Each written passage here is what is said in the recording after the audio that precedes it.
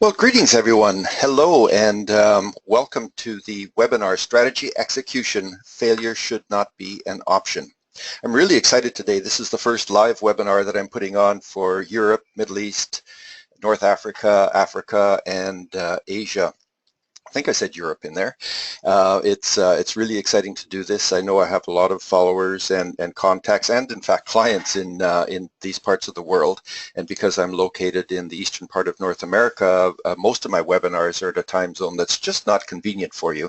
After the last webinar I had some queries and I did agree to put this one on live. So good morning to you in Europe, Middle East and Africa. Good afternoon to Asia, and good evening to Australia. I'm just delighted to have this opportunity to present this material to you today. I'm Dwight Mahalitz. I think as you assumed already, I'm the president of Effective Managers. This week was our 4th anniversary in terms of the starting of this firm, and I've been really pleased and honored to have been able to serve clients working in the area of helping them to ensure that their organizations are as effective as possible. And we do that through helping managers to be effective and focused in their work. So this is an opportunity for me to tell you a little bit about some of the research basis for the work that we do, some of the experiences that we've had, and how you can take advantage of this in your own organizations. I'd like to think of managers and organizations as the unsung heroes. Things are fairly clear at the top of the organization. Things are fairly clear at the front line, but in the middle, managers tend to be pulled in many different directions. So work that is assigned to them is often done in a context that looks to them something like this. You know, within an organization, it's a very complex place. There's a lot going on. There's a lot of conflicting information going to them, and there's a lot of different demands on their time. So it becomes very difficult for managers to really be able to focus in on those things that are the most important to them. So the everyday tasks start to feel like this. You know, it's this character is trying to fit the piece in the puzzle, but it feels like an enormous task simply because there's so many other pressures on them to get their work done that they're not able to be able to really get the most important work done. So our goal then is to put in place systems that can help managers to be able to work in a collaborative way, much as you see on the screen now. How do we ensure that they're working as a team, that each manager knows their place, that they understand how they're going to be able to collaborate with others in the organization, so that their piece of the puzzle becomes much more manageable and they're able to do their work. So if we think about organizations, and if we think about all of the work that takes place in the organizations, the most important place to start is with the strategy for the organization. And I find that most organizations are actually pretty good at developing their strategy. So they spend a lot of time and energy and resources in terms of looking at things like their vision for the 5-year future. And here I've got the Pegasus to show you this brilliant future that we envision. They develop the mission, they work through the values, they have the strategic positioning in place, the SWOT analysis and all of that work is done very well. And yet, when it comes time to implement that strategy, and in spite of their best efforts, what happens is after the 3 or the 4 or the 5 years of the plan and the time frame for the strategy, the result often looks more like this than what was envisioned at the beginning. And this isn't because of any ill will by any individual. It's not because people are trying not to achieve the strategy. You know, everybody has been doing their best to be able to do it. There are absolutely systemic issues in place which are driving this. And if you look at the research in this area, it's absolutely clear. 70% of organizations overall just are not able to achieve their strategic goals. I was quite taken with this quote that I came across by by John Kotter. He's a specialist in organizational transformation. And he reinforced through a meta-analysis that he did in strategic implementation that 70% of organizations fail. But he was able to be even a bit more refined in that, saying only 5% of them achieve, and the other achieve their objectives, and the other 25% are somewhere in the middle. So what's happening in organizations? I've coined a term that I call organizational churn. So we can use organizational churn in a couple of ways. One way describes turnover in the organization, so the turnover of staff and of managers. But we can also think about churn as that energy that takes place in an organization that's just not focused in the right way. So it's kind of the froth in the waves. It's the stuff where there's a lot of energy being expended and the results are not taking place. So to understand organizational churn, I'd just like to walk you through a couple of concepts here. The first one is that organizations are highly interdependent places. So for any individual in the organization, wherever they are in the organization, for them to be successful in their role, most likely they depend on outputs from others in other parts of the organization to be successful. And as you see on the screen in front of you, the kind of statements that we have here that managers are agreeing with in the research that we have done, we can see that 88% of managers depend on the work of others for success. 93% help others to do their work. All the way over to the right, 92% of managers believe that they cannot be successful without close collaboration without others. So if we think of that high interdependence, then we know that people do depend on others in other parts of the organization.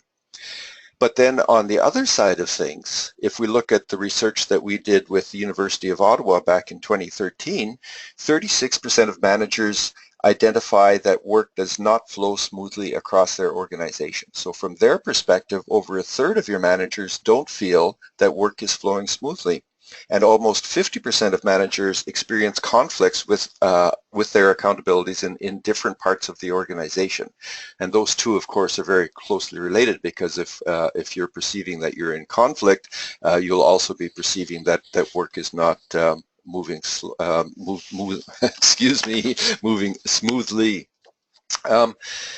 The other bit of research that I came across that's very helpful to understand what's happening in organization is this, that was published by Sull, Holmes, and Sull in March 2015, the Harvard Business Review.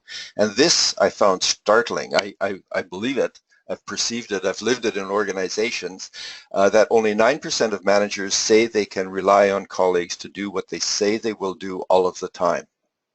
Now just imagine that, only 9% of managers, if they've come to an agreement with someone else in some other part of the organization to do something, only 9% believe that it's actually going to happen. And organizations aren't very good at resolving that. And if you look at their findings here, that when such situations do arise in organizations, they're resolved, but only after a significant delay. 38% of the time, they're resolved quickly but poorly. Somebody makes a seat-of-the-pants decision 14% of the time, or, which I've seen a lot in organizations as well, it's just left to fester. So then if you take all of this into account and think of it all together, organizational churn then does have a real impact on the ability of organizations to perform successfully. So it's all of that wasted activity that takes place in organizations. It's a series of meetings, meetings. We have too many meetings in this organization, and yet nobody feels accountable to actually make the decision. We have conflict in different parts of the organization, so people don't agree on how they can work together to meet their mutual goals. There's poor communication. Information isn't getting to the right people at the right time. Another indicator is what we call silos. People are doing the work themselves instead of depending on others. So that just costs the organization money. Or there might be indecision. Just people are continuing to gather information, strike committees, and so on, rather than making decisions to move ahead with the work that they need to do. So organizations do recognize that there are issues in these areas, and they do try to attack these issues. And the way they attack it are to try to run programs, for example, to run better meetings, or they'll do team building exercises. But I'm sensing and being reported, or having reported to me, increasing cynicism about the effectiveness of these kinds of programs in organizations. And I've got an insight I'd like to share with you, and I believe this is what's happening in organizations. If we I found this data. It's North American data. It does exist for all different regions of the world, but this particular interpretation of it was done on the American data, and I found it very enlightening. As if you look at this, Gallup tracks employee engagement, and they have three categories of engagement. They have the actively disengaged people. They're on the bottom here, the dark brown, and these are people that really are not engaged in their work. In the worst case, on the far end of the bell curve, these people are actually working at counter purposes to the organization. On the top, we have the engaged people. These are the people that are the go-getters. They're always looking for the extra work. They want to do better. They're in early. They're leaving late. You know who those ones are. And then there's that bunch in the middle. Gallup calls them not engaged. So they come in, they do their work, but they're not really going the performing at 100% as they should or could be. So a couple of points here. One point is that employee engagement surveys do measure important things, because we know from data and from research that organizations with higher percentages of engaged employees are more productive and are more successful. So they're measuring really important work. So that's one point. The second point is, if you look at this graph, back in the year 2000, engaged people were at 26%. And then if you look at that light gold going all the way across the top, it's hovered around between this 26 and 30% over the last 15 years. I don't have this chart for the latest data, but it's holding consistently. So my question is this: if I draw a trend line, and I don't have access to the data, so this isn't an official trend line, but if I eyeball it, and I think you'd agree with me that this looks pretty correct, if I draw that trend line, it looks like things haven't changed since the year 2000. And yet, if we're measuring real things, and they're important things, you would think that organizations would be putting in place programs to implement change, and therefore you would expect the trend line to look more like this blue line I've just put up on the screen, that we would have more engaged employees and fewer not engaged, and even fewer actively disengaged employees. So what is happening is that for some reason, organizations just aren't able to get to the root cause of these issues. And by what I mean by that, I want to give you two quick examples. So the first example I'd like to give you is communication. I picked this one because communication comes up on the top of every employee engagement scene I've ever seen, that employees report back that they have poor engagement in the organization. And the talk at the water cooler goes something like this. I was, one employee says to the other employee, I was put on this project team, and all of the deadlines are due at the end of the week. So I put this, the beginning of this week aside to be working on it, and I put in two really good days to be getting ready for that meeting. And then I found out this morning that the project's been delayed by a month. Now, can you believe that? Do we ever have poor communication here? I wasted 2 days this week when I could have been working on other stuff that's a lot more urgent. So the employee perceives there's poor communication in the organization because they didn't receive the right information at the right time to be able to do their work. The second example I have for you is collaboration. And I hear examples like this all the time when I'm talking to managers in organization, but the water cooler discussion is something like this. I had a project that I was supposed to deliver to my boss this morning, but I needed a report from finance. So 2 weeks ago, I went to finance and I asked them if they could do this report for me because I wasn't able to get it myself, and they said no problem, that I would have it yesterday. So when I phoned them yesterday, I didn't have it. So I sent them an email and they said, sorry, other priorities came up and they can't have it for me until next week. So now here I am. I promised my boss this report tomorrow, and I'm just not going to be able to give it to them. Do we ever have poor collaboration in this organization? So again, there's this perception of poor collaboration when in fact it comes down to differences of perception about the importance of work by colleagues in different parts of the organization. So what's happening in organizations is that employee engagement surveys are actually measuring the symptoms of what I call organization churn. They're not measuring the cause of the churn. So what happens is when the engagement survey results come in, we see communication as something that we really need to improve. So we put a new communication program in place. We will maybe even put an internal communication person in place. We'll have more town halls. We'll do maybe publish a newsletter, whatever. So we're tackling communication, or in collaboration, we say, well, that's a problem, so we're going to send people around on team building exercises, and we give people training in collaboration and so on. But what we're really doing is coming in at the symptomatic level. So it's like giving aspirin to somebody to treat a fever. So the fever does go away for a while, but if we haven't treated that underlying illness, the fever is going to come back. So what we need to do is somehow in organizations get to root cause. So that's what we're going to be talking about today, is what the root cause is of some of this organizational churn, so that we can understand, sorry, I advanced the slide once too quickly there, so that we can understand how you in your organization can get beneath the surface of some of these symptoms that you see of inactivity or low productivity, and really get the organization performing in the way that it needs to. And at the heart of this are the managers in your organization.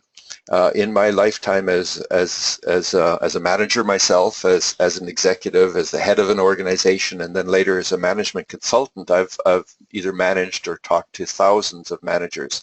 And there's a common perception out there that they're delegated too much work, that they're under-resourced, and that their priorities aren't clear. So when I left I was working in an organization design practice for a number of years, semi-retired from that to do research, and partnered with the University of Ottawa to really understand what was happening in organizations, because my perception was that no matter how much training we did, no matter how much we improved organizational systems and processes, managers were still stuck in that situation.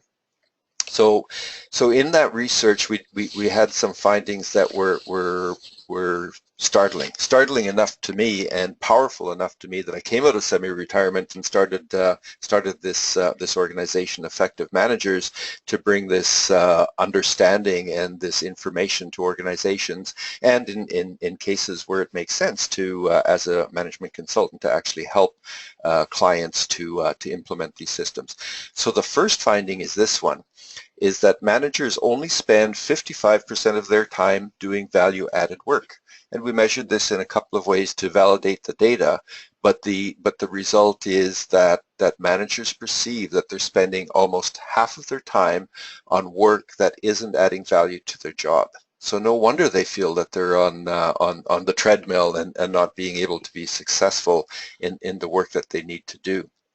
I had sense of this, but until we did this research with the University of Ottawa, no one had ever measured it in a reliable way before.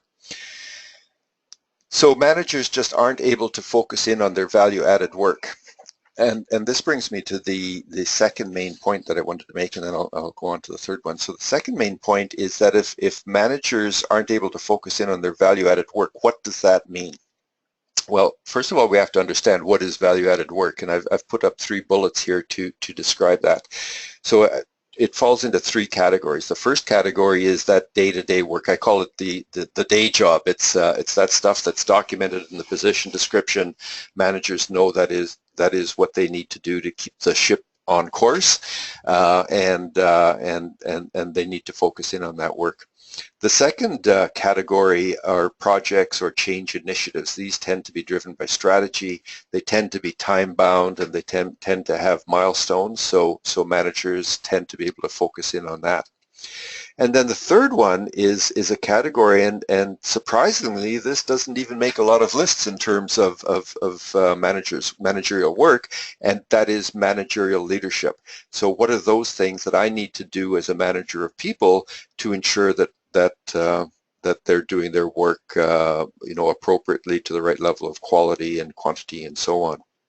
So if you think about those three categories, and if you think that managers feel that they're under a lot of pressure to perform, which of the ones is going to slip to the bottom of the list on a day-to-day basis? You're not going to drop your day-to-day job.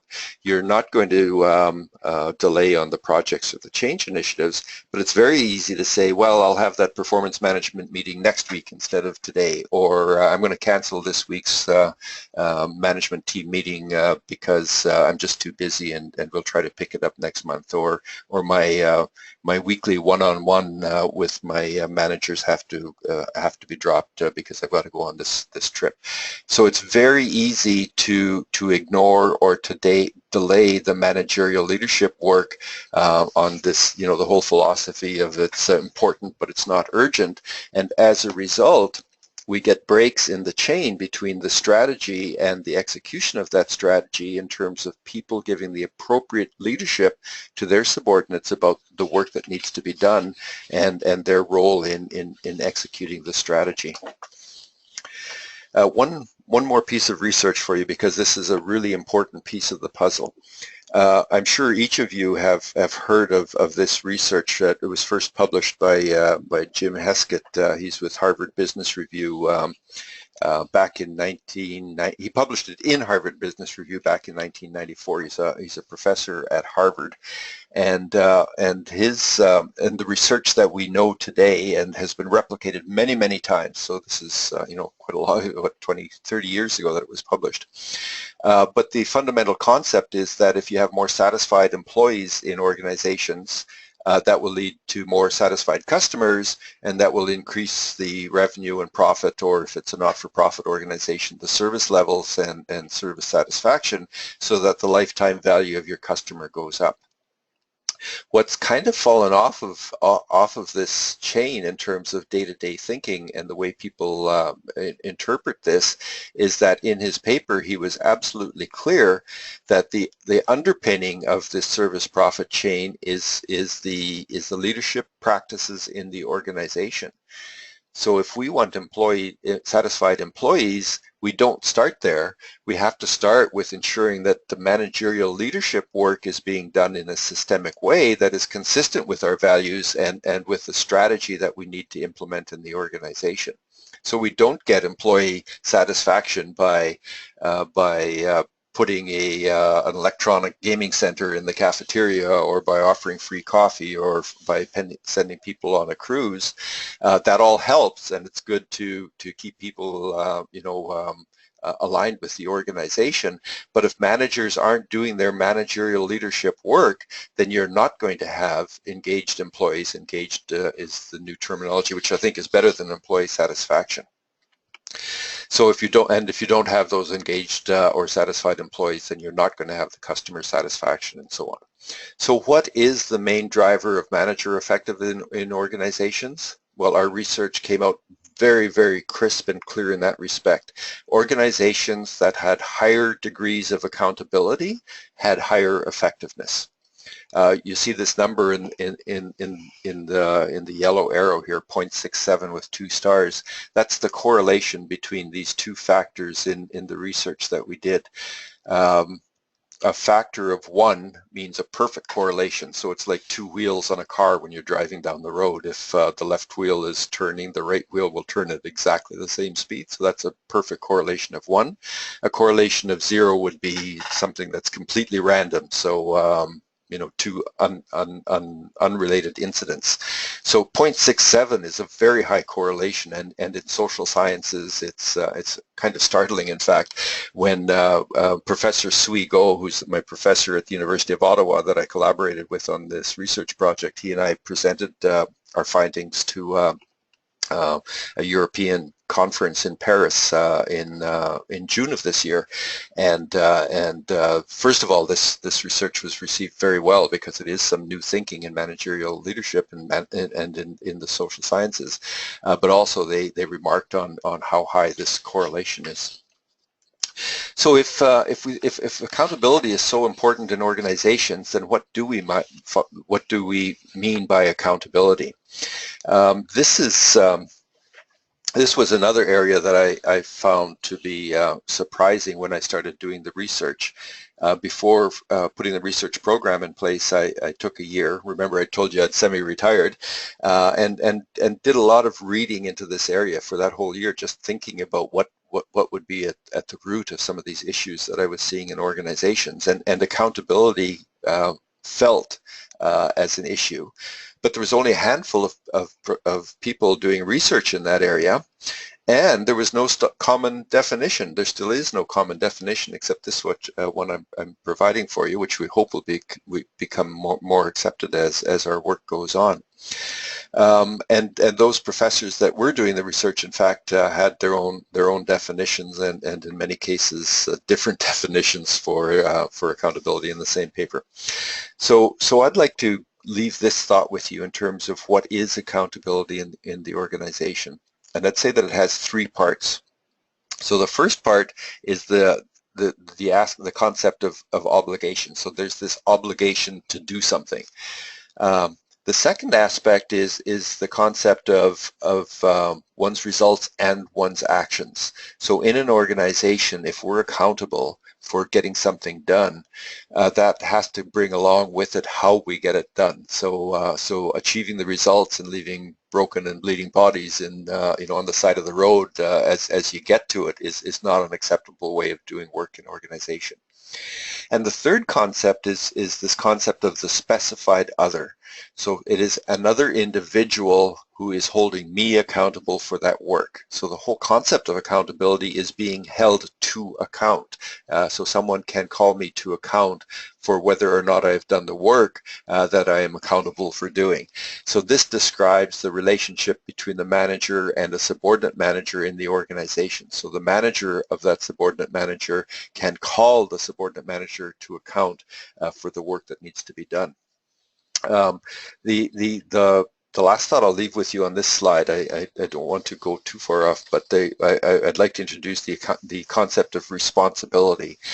Responsibility is the situation where one does something because they feel, because of an inner held belief that it's important to do. So it's more driven by the inner values of the individual than by being held to account. So I might be walking down the hallway and I see some litter in the hallway, and because I value cleanliness and I respect the workplace, I'll pick up that litter and throw it away. So I feel responsible to do that, but I'm not accountable to do that. It's we have janitorial staff that's accountable for doing that, but the responsibility is there. And responsibility is really important in organizations because we do want people to feel responsible for doing good work, but the accountability aspect is something that organizations can and must have under control. And the reason for this is that when we actually looked at accountability, my sense was that people in organizations wanted to do well, and yet accountability seems to be a problem in terms of effectiveness in organization.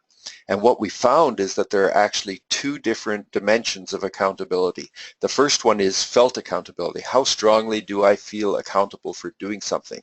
This would be kind of the cousin of responsibility because it's driven by those inner held beliefs. So I feel that I should be accountable for doing good work. On the other dimension, we have clarity of accountability. So how clearly do I understand what I am being held accountable for by my boss for doing that good work. And the clarity of accountability, as you see here, scores at the C+, so 6.9 out of 10 on the scale that we were using, compared to felt accountability, which is 8.3 out of 10 on that scale. So the good news is that felt accountability, because it's driven by inner held beliefs, would be a lot harder to manage to improve. But clarity of accountability and how well are we delegating from the CEO to the vice presidents to the directors to the managers in terms of what they're accountable for is an organizational system that we can do something about. So understanding the difference between these two things can really help bring clarity to us as consultants and to you as practitioners in terms of what is it that we need to do in our organization to ensure that that work is being done in the right way, that we can effectively implement that strategy. Remember, we started with strategy. So the takeaway for you from all of this is that whether or not we set clear accountabilities in organizations, the people in the organizations are going to take on or feel accountable for doing things. So the question is not whether people will feel accountable for doing stuff. They will feel accountable. The question is whether or not they will feel accountable for doing the right things. And this is the heart of what we need to address in terms of getting rid of this organizational churn. And the reason for this is that the clarity of accountability will lead to clarity of action. So if we have systems in the organization where people can feel and be clear about their accountability, they will be able to get more focused in on those things, because remember, all of this stuff going on in organizations, they have many choices to make every day about what they're going to spend their time on. If there's clarity around that focus, they can make better decisions in terms of how they spend their time, the decisions they make in doing that work, the initiatives they get in place to do that work, and so on. And it will lead to this clarity of interaction. How well do I understand my work with respect to the work of others that I depend on for doing that work? So if both of our respective bosses are clear about how we work with each other and set that context for us, we're going to get rid of a lot of that organizational churn, and the workflow is going to take place much more smoothly in the organization. So that's the section I wanted to give to help you understand the importance of accountability in organizations, and this critical differentiation between felt accountability and clarity of accountability in organizations. I've got a lot of more material on research. I've of course got webinars which focus in on each of these different elements, and check out my YouTube channel if you're interested in learning more, and check out my website for articles on this. But I've given to you today, you can click in the download section on the webinar, you can click on this link to the white paper that I did on our research. So if you're interested in digging a little deeper, it's there, and it'll give you that information at the next level of detail. What I'd like to move on now to then is the question that you probably have in your mind if from the first half of the webinar you accept the premises that I've laid out for you, and that is, well, what do we do about it? And the first step is to understand the current state. So what is happening in your organization in terms of how clear people are for their accountability and the work that they do together. So what we've done at Effective Managers is use the survey from the research program and adapted it for use in organizations on a day-to-day basis. So that survey is now available to you, that you can measure the degree of managerial effectiveness. So what is the felt accountability in my organization? What is the clarity of accountability in my organization? How does that differ by level in the organization, by function in the organization, perhaps by region in the organization, depending on your size. What are all of the other sub-factors in terms of the work that we do around role conflict, workflow, organizational learning? We have several different factors which are described in that white paper, and really understand what is the current state, because an organization at the end of the day is a system, and if we want to improve the system, we have to really understand the system so that as we implement change, we understand what the results of that change are with respect to the improvement in the system. So the report is that comes out of that has been developed over the last several years, and can become an essential resource to the organization. The other thing that we do here, which is quite different from employee engagement surveys, is that as an outcome, we always present the report in a 3-hour meeting with the CEO and the CEO's management team, or the head of the organization if it's not a CEO title. For two reasons. One reason is that we want to make sure that the organization understands the results in their own situation, because each organization is absolutely unique. And the second is to have an external person that can help to facilitate the discussion in a way that makes sense to them. The second thing is what can you do about it? So what is it that you can do then, once you understand the situation in the organization, to do something to improve the state in your organization? Because if we think about the role of the head of the organization, what we need to do is think about how is it that we can put in place a system for ensuring that this work is done appropriately all the way down the organization. So the role of the CEO then is to ensure that there's a framework in the organization for delegating work down the organization. Because if we think about it from the perspective of the CEO, the output of the organization should be driving us towards that strategy. What happens, think of the children's whispering game where one child whispers something to their friend right beside them, who whispers it to the next one, and all the way around a circle until it comes back to the original person, and it's a completely different message. The same thing can happen in organizations. If we're not crisp about how we delegate work down the organization, then we'll find that the output is going to be pulling the organization slightly off course, because there will be a drift as the delegation is not clear as it goes down the organization. So what we want to do is have in place this kind of an arrangement where in fact the delegation is clear as it moves all the way down the organization, so that the strategy can be achieved as you reach it. So the system that we've put in place and the methodology that we recommend is called the effective point of accountability. In other words, how do we determine where is that effective point of accountability for getting good work done in the organization, wherever in the organization that we are. So that at the end of the day we have this kind of a system, as you see on the slide here, where each level of the organization is able to determine in their role what is the value-added work that they need to do for us to be able to achieve the strategy, and what is that work that we need to delegate down to the next level of the organization, and so on all the way down the organization. So the delegation of cross-functional work then becomes the most critical aspect. So in the last one we talked about how we delegate that work down the organization. We can do that by determining the effective point of accountability. In other words, how do we get that single point of accountability as low as possible in the organization? When it comes to cross-functional work, it becomes more complex. And I just want to walk you through a few examples here just to show you what I mean.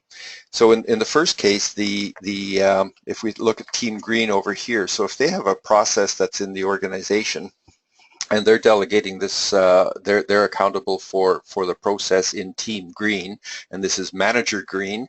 If there's a problem with the process, then this manager for Team Green can decide how to change that process and delegate to people to work differently. So that's fairly straightforward. But if you go then to a process that goes across two different work teams, and we look at Team Gold and Team Green here, If there's a problem with the process here, the manager of Team Green can direct people to work differently on Team Green, and the manager of Team Gold can tell people to work differently in Team Gold. But if they disagree, how do they determine how to change that process? Because Team Gold can't direct people on, the manager of Team Gold can't manage people on Team Green. So here in this situation where what we have to do is find that position that has the authority to decide whatever changes need to be in place and direct people to work differently, and that becomes the manager that we've circled here in red. If we have a process that goes across the entire organization, process C here, then the effective point of accountability actually goes right up to the head of the organization. So this is where the CEO is the only individual that has the accountability and the authority to determine how we would impact new change in a process. Now, let me give you a really, really important aside here. I'm not saying that the CEO must be directly involved in every process that goes across the organization. Of course, that would be a fallacy. However, what I am saying is if we have a situation where there's a problem in the organization in terms of a process that goes across the entire organization, and it can't be resolved anywhere lower in the organization, then the CEO is the only individual that does have the authority to decide and direct how that work will be done differently. So the role of the project manager is really, really important. You know, one of these individuals somewhere lower down, probably in level 2 of the organization, should be the project or the process manager, should have accountability and authority for doing things like coordinating and monitoring and training and documenting and so on. But the big mistake that we make in organizations is that very often we put them in a situation where we think that they're going to be accountable and have the authority for actually improving the process and making change to the process, but they don't have the authority. They're too low in the organization to be able to do that. So we have to recognize the role of each level of management in terms of improving that process, negotiating and deciding on those improvements, and if they can't agree, then to go to the very top of the organization and make the decision there. So if we think about those kinds of situations, even a process where there's only 2 individuals involved, if they're in different parts of the organization, there can be situations where it's the CEO is the only effective point of accountability anywhere in the organization. Now here's the good news part of it. The good news is that 80 to 90% of the work of organizations is done smoothly and effectively. But that 10 to 20% where there are problems can cause huge conflict in organizations because they just don't get resolved. It's a continuing conflict between 2 different parts of the organization. And if you think about it, if I'm the CFO, and I've got a fixed perspective on what's best of the organization from my role as the head of finance for this organization, and it's different from the chief operating officer, who is the senior person in the organization for operations, and what I believe is best for the organization is different, and we can't agree on it on what is the best way forward in areas where we collaborate. Who else has the ability to take into account those 2 different perspectives and decide what is best for the organization overall? It's only, of course, the chief executive officer in that situation. So what we need to do is in the culture of organizations is somehow get rid of this this schoolyard mentality that if I can't get along with my colleagues, and if we can't agree, then it's telling tales to escalate it to one where if I feel that I'm not being able to collaborate appropriately with my colleagues in other parts of the organization, we have a system in place for which we can determine and resolve those conflicts. So the key aspect of that is that we have a delegation in the delegation of cross-functional work is that we have identified this effective point of accountability, and that they recognize and realize that this is a real job in the organization, so that that one role that is has the authority to decide and direct others how to work appropriately does take that job seriously, and does ensure that those systems are in place for doing that work as we go across the organization. So again, there's a lot more information on the effective point of accountability, and I have uploaded the white paper, the effective point of accountability, where if you would like to, you can read more about this. And I also on my YouTube channel do have detailed information that you can get. So in summary then, the key elements, there's 2 slides, well actually 3 slides here that I'd like to use to kind of bring this all together. So if you have a question for me, if there's anything that's niggling at you of anything I've said, please do plug that into the question box now, because we'll have a couple of minutes to come back to that. So the first one is that if we're going to successfully implement an accountability and authority framework in the organization, we need to establish a common language. In other words, what are the rules of, I've typed here roles of the road, but I mean rules of the road. So what are the rules of the road for how we work in this organization? If you think about organizations like traffic in a city, if you didn't have common understanding in traffic about signal lights and red lights and amber lights and green lights and driving on which side of the road and so on, you can imagine what kind of chaos you'd have on your city streets. The exact same thing is happening in organizations. If we don't have clarity about how we work together, it is a type of chaos that would be similar to the traffic chaos we'd have without rules of the road. The second is that organizations need to identify those rub points. So it's the 80-20 rule. So what are those 20%, it might even be 10% of those issues in the organization that are causing most of the issues, and focus in on those, identify the effective point of accountability for that work, and ensure that it happens. The third aspect is to talk about the elephant in the room. So often as a management consultant, I attend executive management team meetings, and they talk around the key issue. The example I gave you about the CFO and the COO disagreeing, I've seen those kinds of things fester for years, and it's just not escalated to the CEO, because the mistaken cultural belief that I should be able to get this work done and we should be able to resolve it, when in fact sitting down and in an hour of discussing the two positions and the impact and the pros and the cons, the CEO can make a call and you can get on with it, and that churn is no longer going to exist. And there's an added benefit to that in terms of if the CEO and if the CFO and the COO are on the same page in respect to something that's been a rub point, you can imagine that is going to drift all the way down the organization and cause rub points all the way down. The effective point of accountability, the EPA does need to make decisions, so they have to realize that that's a real role, and once a decision is made, it has to become part of context, so we have to roll that out to others.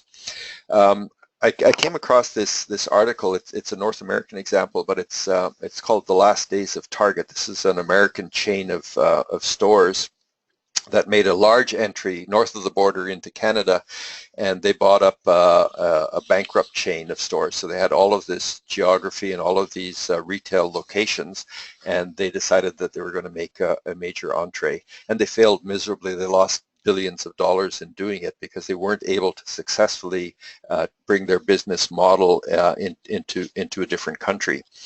And when you read the article, I don't have a link for this, but if you go online, I don't have a PDF for this, but if you go online and search this, you will find the article. It's online, published by Canadian Business, and in it they do show that the early warning signs were all there, that the plan was too aggressive, it wasn't doable, and that there were going to be significant issues, and yet the those issues were never escalated to the senior management of the organization in a way that could have made a difference. So this talking about the elephant in the room is a really important thing for us to do. The next point I'd like to make is that this concept of an accountability and an authority framework is a really important one in organizations. So I use the word framework because I liken it to the foundation and the framing of a house. If you want a house to be solid, you need to make sure that you have the framing done properly and the foundation done properly, and then you build the rest of the house on that. It's the same in organizations. If we want good work to be done, then we need to have a framework in place for people to understand how we work together in this organization. The effective point of accountability that we've developed here is one such framework. Other frameworks exist. I happen to think this one is the best, but there are absolutely other alternatives. So my message to you is that whatever framework you pick, as the head of the organization, it becomes critically important that you have a consistency in terms of how we manage here. In other words, how we delegate work and how we do our managerial leadership, and also how we collaborate here. So how is it that we work together in terms of the rules of the road for the organization? So the effective point of accountability implementation has been developed on work that was done by Elliot Jacks, who wrote the book Requisite Organization, and Jerry Cranes, who also did work in this area and wrote a book, Accountability Leadership.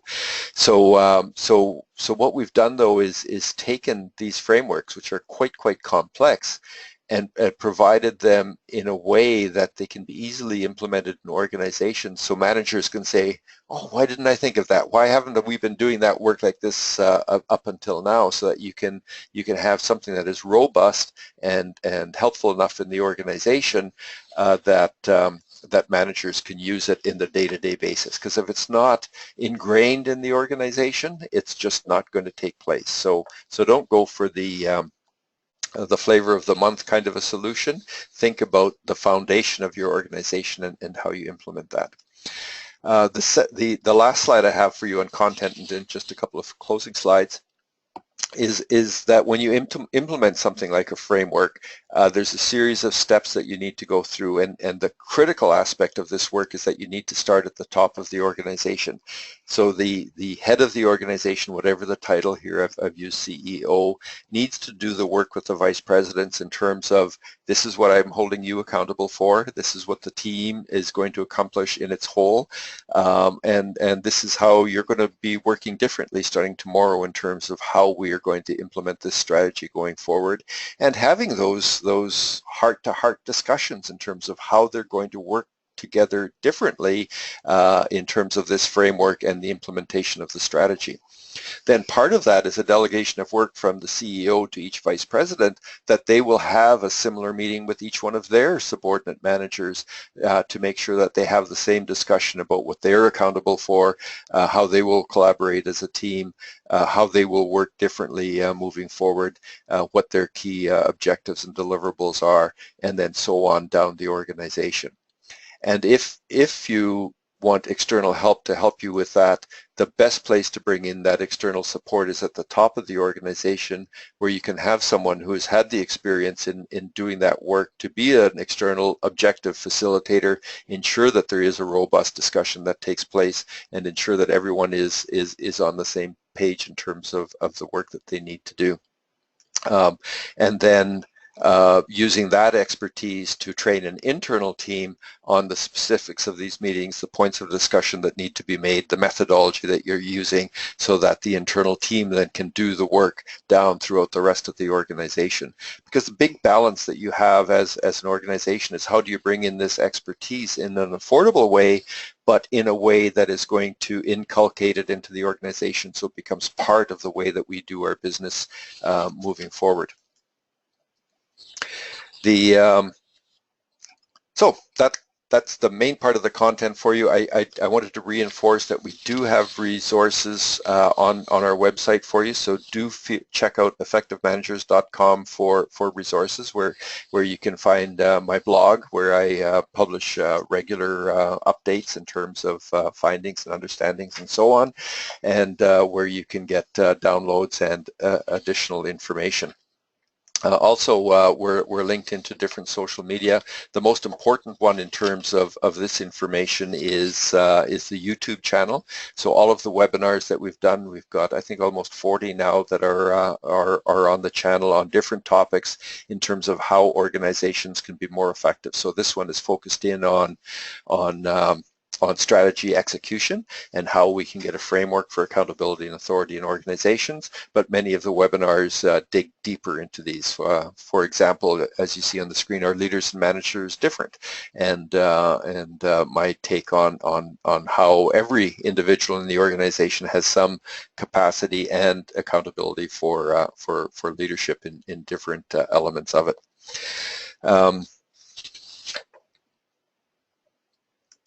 You can also find additional information on our website, as I've mentioned, or I'm very happy to connect with you as well through LinkedIn or through Twitter. So if you're in those different social media, I'm very happy to do that, and would love to be in touch with you that way. So in terms of questions, I've got one question. If you have any others, plug them in now. That is the end of the formal content. The question I have was about the research, and they're asking what are the types and sizes of organizations that are in the benchmark. So that's a great question. So in terms of the research that we did, we wanted it to be real research, so not something where you're getting a bunch of students who are working in some different part of the organization I'm sorry, some students working in the university that we're going to do something in an experimental way, if you will. So we did select a number of organizations, mostly in Canada, one in Europe, and what we did is ask all the managers in the organizations to complete the survey. So it's not even a selection of managers, but every manager in the entire organization, and response rates were very good. We also went with a number of different sizes of organizations and different sectors, so that we're able to get a good cross-section. And interestingly, we didn't find any difference in the results in sizes of organizations or in sectors.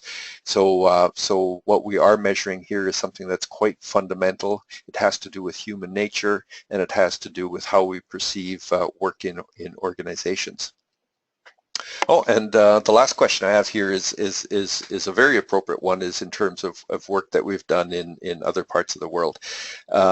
So yes, I am based in Canada, and simply because of my geographic location, a lot of the work that I've done has been in Canada. We've worked here with large national organizations, with global organizations, and also with small startup organizations. But we do aspire to this being a global practice, and we have worked with organizations in Asia, and we have a number of active proposals out. So I've been meeting actively with people in different parts of the world, and very successfully, and this does register. So most specifically now we're working most closely in and have partner arrangements with partner firms who are located in those parts of the world, so that we make sure that we have the local expertise available to all individuals. So yes, we do have experience in different cultures, and then in my own work life, I've worked in all parts of the world in my first career, which was with the Canadian and International Red Cross. So those are all the questions I have, unless anybody has another question. Okay, well, thank you very much for your attention today. I really appreciate your time, and there is a short survey at the end when you log off. Please do take a moment to give me feedback on this webinar and how we can improve it. And if you have any questions, I would love to hear from you, and I will follow up with each of you to give you a link to this recording and to see if you have any questions. So thank you very much. That's the end of the webinar, and have a great rest of your day. Bye.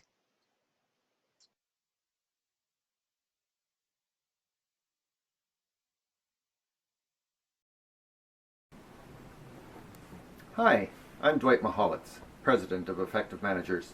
Thank you so much for downloading the webinar. I hope that you enjoyed it and will find it useful. Feel free to check out other parts of the website for interesting downloads. Most are free, some are at a nominal charge, but I'm sure you'll find lots of interesting tools there and things that can help you be more effective. And in fact, that's what my job is. My job is to help you, help your organization be higher performing. The bottom line is that I want to start where you are, understand your problem, and provide services that can help you solve that problem and implement a solution as quickly and as effectively and as efficiently as possible. Give me a call, drop me an email. I'd love to hear from you, talk about your situation, and see if there's anything that we can do together.